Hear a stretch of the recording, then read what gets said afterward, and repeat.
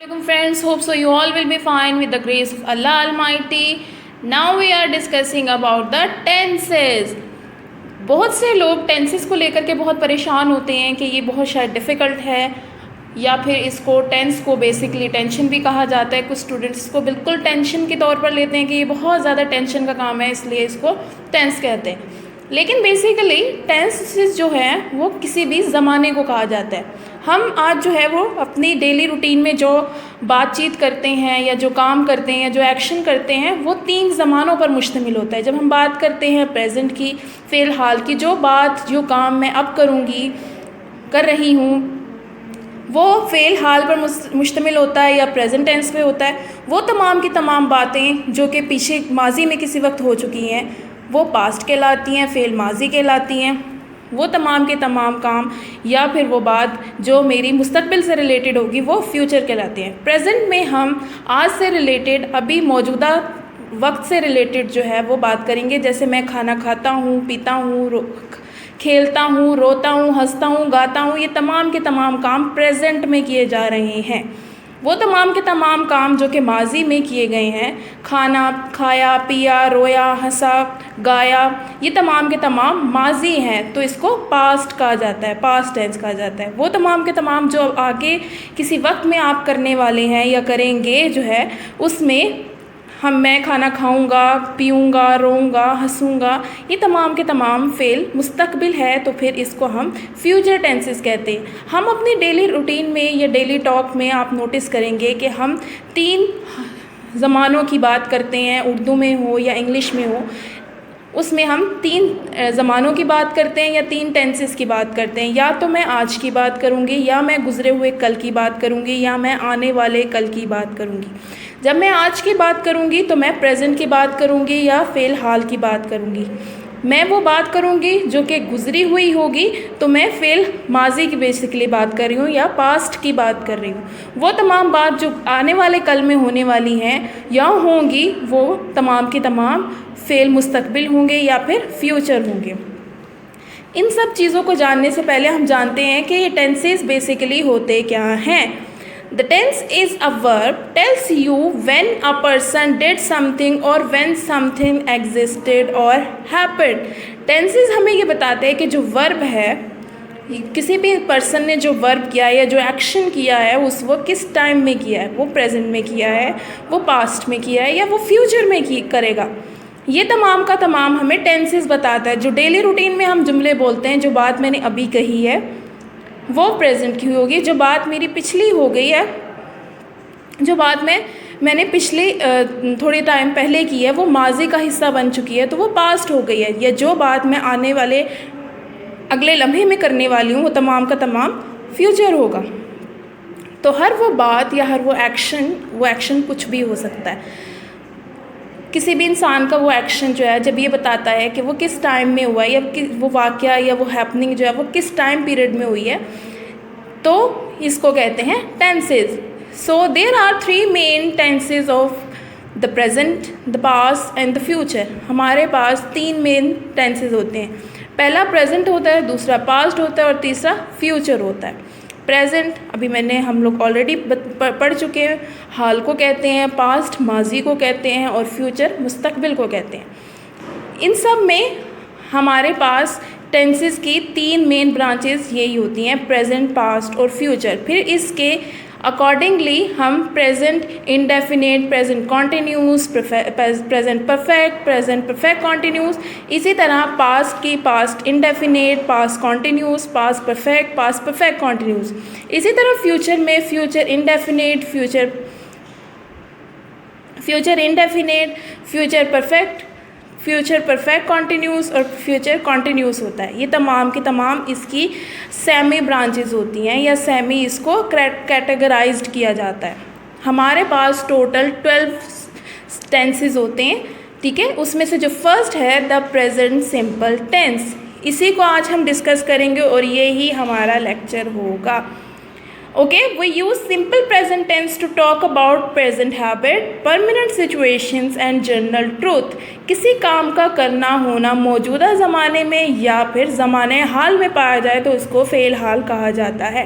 हम वो तमाम की तमाम चीज़ें जो कि अभी प्रेजेंट में यानी हाल में मौजूदा टाइम पीरियड में करेंगे, मौजूदा वक्त में करेंगे, तो वो तमाम का तमाम जो है वो प्रेजेंट इंडेफिनेट टेंस कहलाएगा। यानी जो भी काम या जो भी एक्शन हो रहे हैं या जो सब्जेक्ट है जो भी वर्क कर रहा है या जो भी एक्शन कर रहा है वो तमाम का तमाम अगर अभी किया है उसने यानी ज़माने हाल में किया है तो इसको हम कहेंगे कि ये ज़माने फ़ेल हाल है।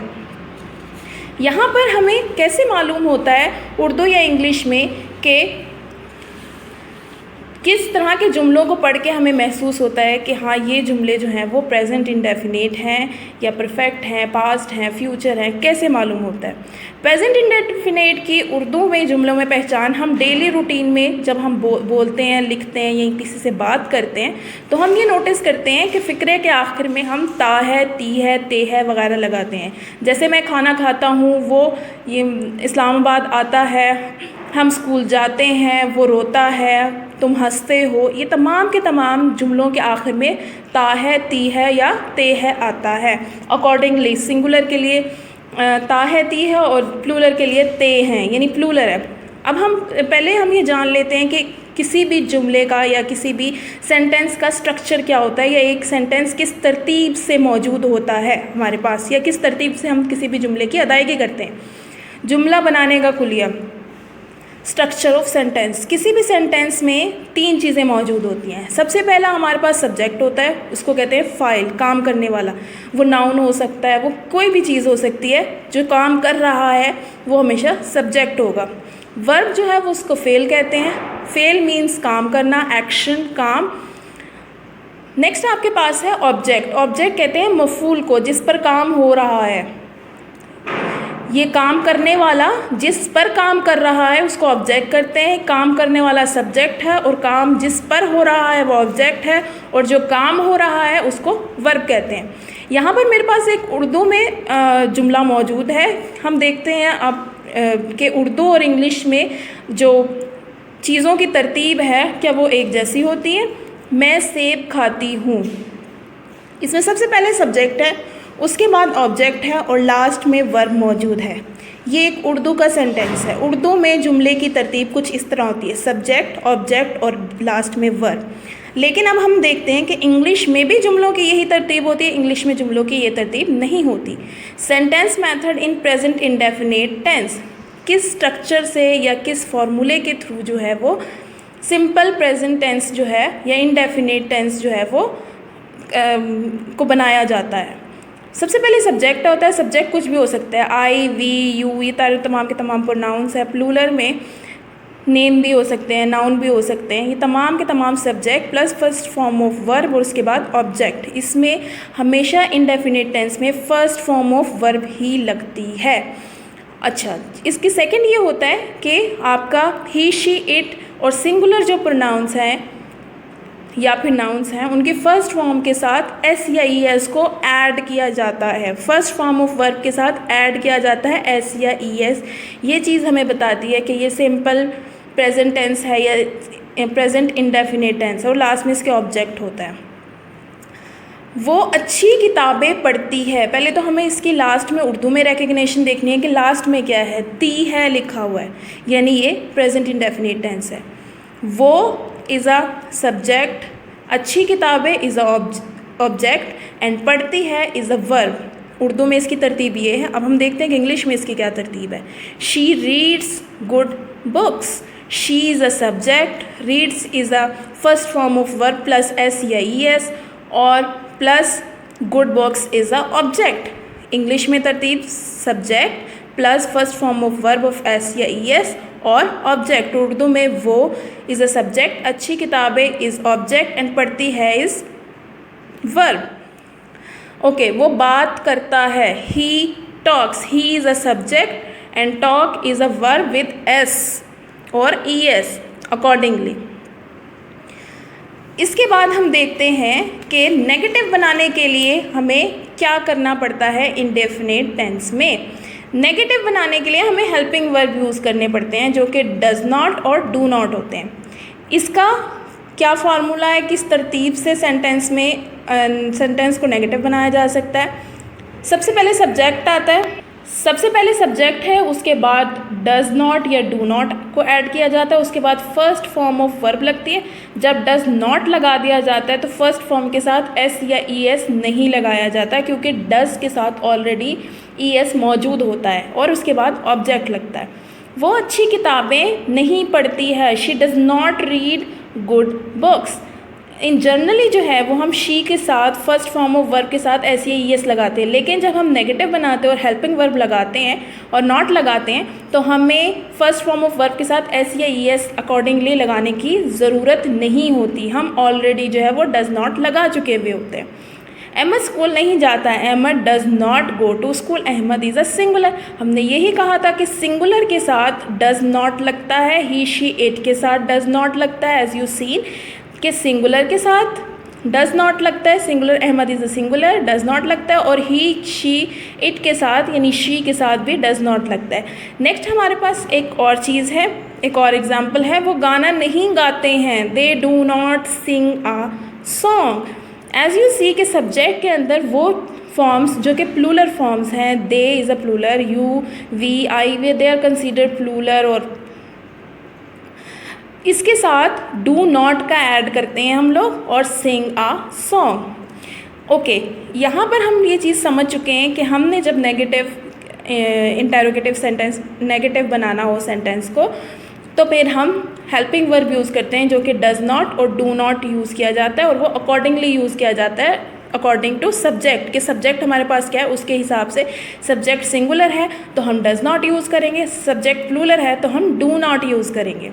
इसी चीज़ को इंटेरोगेटिव सेंटेंस बनाने के लिए हम हेल्पिंग वर्ब को बाहर निकाल लेते हैं, यानी डू या डज़ जो है जो कि सब्जेक्ट के अकॉर्डिंगली लगा हुआ होता है उसको हम सबसे पहले लगाते हैं, उसके बाद सब्जेक्ट और उसके बाद वर्ब और लास्ट में क्वेश्चन मार्क लगाया जाता है।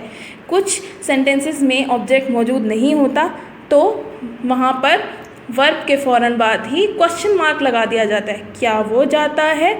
डज़ ही गो? यहाँ पर डज़ जो है वो सब्जेक्ट जो कि ही है उसकी वजह से लगाया गया और लास्ट में क्वेश्चन मार्क लगाया गया है। क्या तुम पढ़ते हो?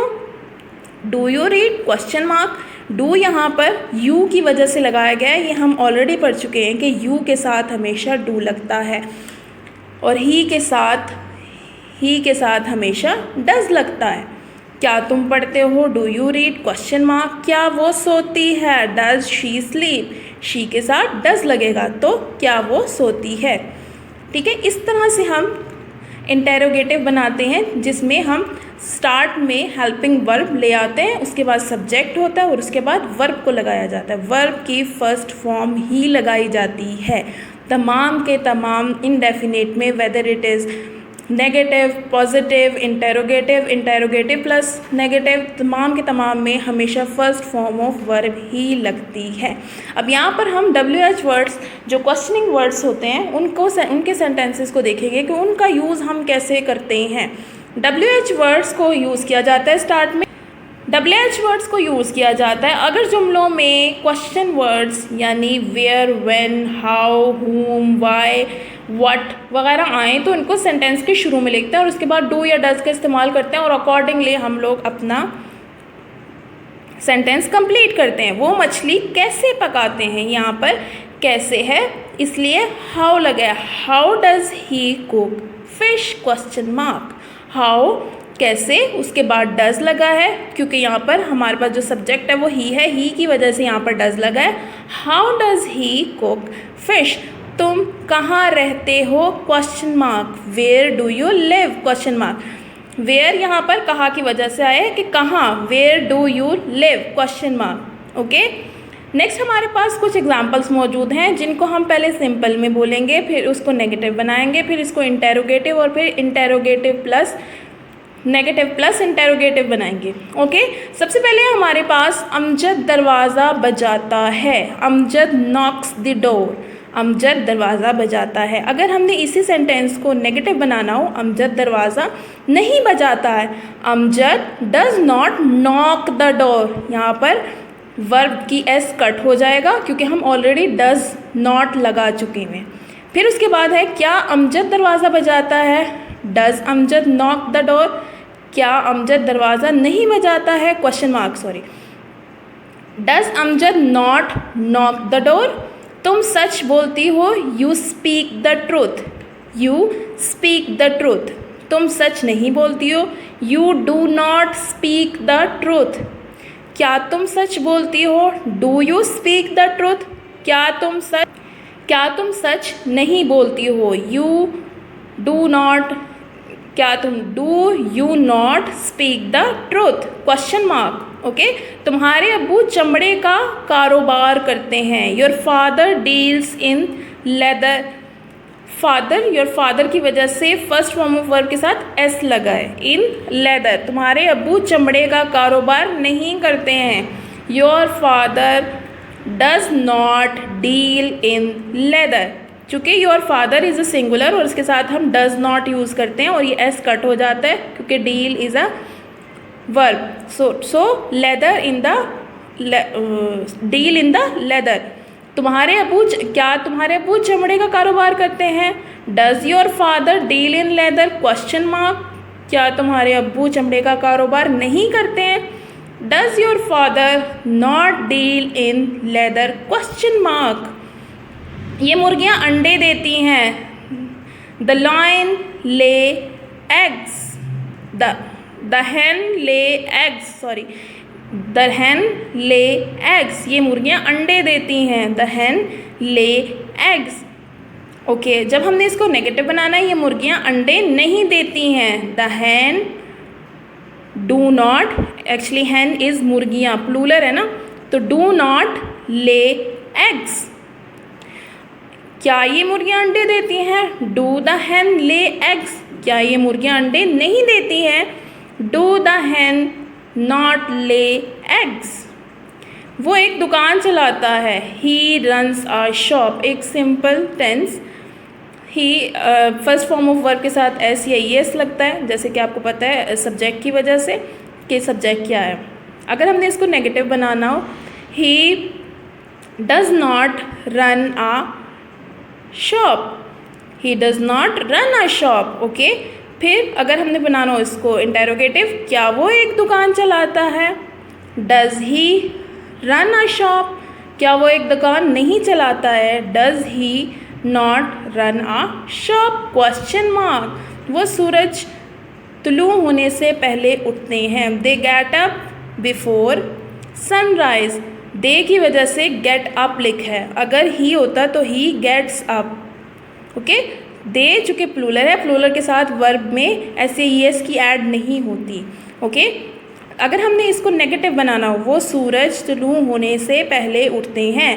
दे गेट अप बिफोर सनराइज। वो सूरज तुलू होने से पहले नहीं उठते हैं। They do not gate up before sunrise. Do not जो है वो दे की वजह से है। क्या वो सूरज तुलू होने से पहले उठते हैं? Do they get up before sunrise? क्या वो सूरज तुलू होने से पहले नहीं उठते हैं? Do they not gate up before sunrise? रेलगाड़ी 6 बजे रवाना होती है। The train is a singular, leaves eight 6 o'clock। रेलगाड़ी 6 बजे रवाना नहीं होती है। The train does not leave at 6 o'clock। यहाँ वर्ब के साथ जो हमने एस ऐड किया है इसको कट करेंगे और the train does not leave at 6 o'clock। Next, अगर क्या रेलगाड़ी 6 बजे रवाना होती है? Does the train leave at 6 o'clock? Question mark. क्या रेलगाड़ी 6 बजे रवाना नहीं होती है? Does the train not leaves eight 6 o'clock? Question mark. आप बैंक में काम करते हैं। You work in a bank, full stop.